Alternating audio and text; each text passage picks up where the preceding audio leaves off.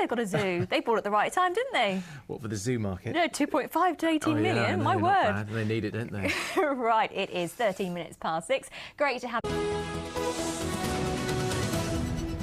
A man from Norfolk and another from Cambridgeshire have died in a crash in Berkshire. The pair were in a van on the A34 when it ploughed into a car parked in a lay-by during the morning rush hour. The driver of the car escaped serious injury. An education centre in Essex, kitted out with thousands of pounds worth of state-of-the-art equipment, could be forced to close. The Imagine Centre in Colchester United's football stadium only opened in April, but the day before signing a lease guaranteeing its future for 5 years, Essex County Council unexpectedly pulled out. Laura Burns has this report. It offers state-of-the-art learning equipment, such as huge projection screens and digital drawing tables. An exciting joint initiative between the Colchester United Community Sports Trust and Essex County Council. As the new school term begins, September was supposed to be the month that things really got started here. Instead, the centre may have to close its newly opened doors after the council unexpectedly pulled out. We felt we'd come quite a bit down the road, on the verge of signing a lease, and it was a surprise when it happened. What we've got to do now is, for us, is to look forward and try in some way to work with different partners to ensure that it can remain as it is. Staff say the centre's technology means anyone can find learning fun.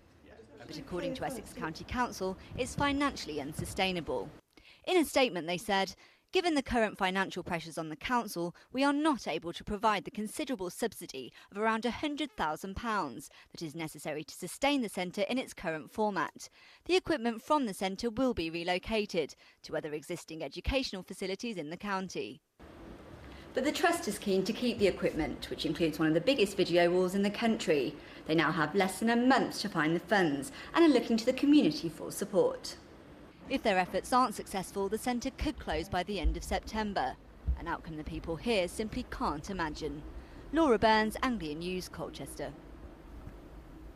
Canvassing on the streets of Norwich has been taking place again just months after some of the country's highest profile politicians visited for the general election. Prominent figures, including the acting Labour leader Harriet Harman and the Liberal Democrat Simon Hughes, have been campaigning for the City Council elections. Andrea Johnson has this report now. Just months after a major victory for the Liberal Democrats in Norwich South, Deputy Leader Simon Hughes visited the city to lend a hand to an army of volunteers helping with the campaign. The Lib Dems are hoping to gain a couple of council seats this time around, but will the coalition with the Conservatives put off their regular voters? No, the sign on the ground is we've had by-elections all the time, May, June and July, and even a couple in August. And locally we've been holding our vote and winning seats from Labour and the Conservatives. So when people put real votes into real ballot boxes on local issues, I think they see Liberal Democrats as being a good thing and they're willing to support us. It might come as a surprise to some of the city's residents that an election's even taking place. It's come about after plans to give Norwich unitary status were scrapped in July by the High Court. It's being taken very seriously by Labour, the party that's run the council for 64 of the last 70 years. When this election was called, it held 15 of the 39 seats. Both Shadow Foreign Secretary David Miliband and Deputy Leader Harriet Harman have been deployed in recent weeks to try and hold on to power.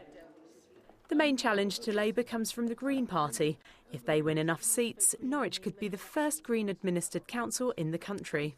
We've got a really good, strong presence on Norwich City Council. We've been the official opposition on the City Council for several years. So we've got a very strong base to go forward and to engage more people to say this is the time when we really could be the largest party on the council.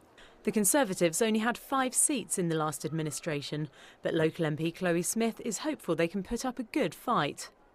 This is the kind of election that can determine who runs this city. It's a referendum on Labour's record here at City Hall on whether our council tax is used wisely or not, and that's enough to bring people out. The UK Independence Party, who held their annual conference last week, have 5 candidates across the 13 wards. The elections take place this Thursday and are the first test of public opinion in the East since May. Andrea Johnston, Anglia News, Norwich. A soldier who lost both legs in an explosion in Afghanistan was welcomed home by his family and friends last night. Sapper Ashley Hall, who's 20 and from Stratford St Mary in Suffolk, has been in hospital in Birmingham since July. The homecoming at the Swan pub was also a chance to raise money for the Invicta Foundation, set up by Ashley's family to support servicemen injured in Afghanistan. He's been through a lot. I mean, he's had 18 operations. He's still got a couple to go. Just to do minor repair work and what have you. It's just great to have him home at the end of the day. Certainly is. Now, a metal detecting enthusiast has found what's believed to be the only intact bronze Roman lantern ever discovered in Britain. The relic was found in a field near Sudbury in Suffolk, an area once dotted with Roman villas and estates. It's been described as one of the rarest examples of Roman craftsmanship outside of the ancient city of Pompeii and is on display at Ipswich Museum. In football, England's under-21s have been training in Colchester ahead of tomorrow's European Championship qualifier. The young Lions will be looking to follow up Friday's win against Portugal with another against Lithuania at the Western Home Stadium.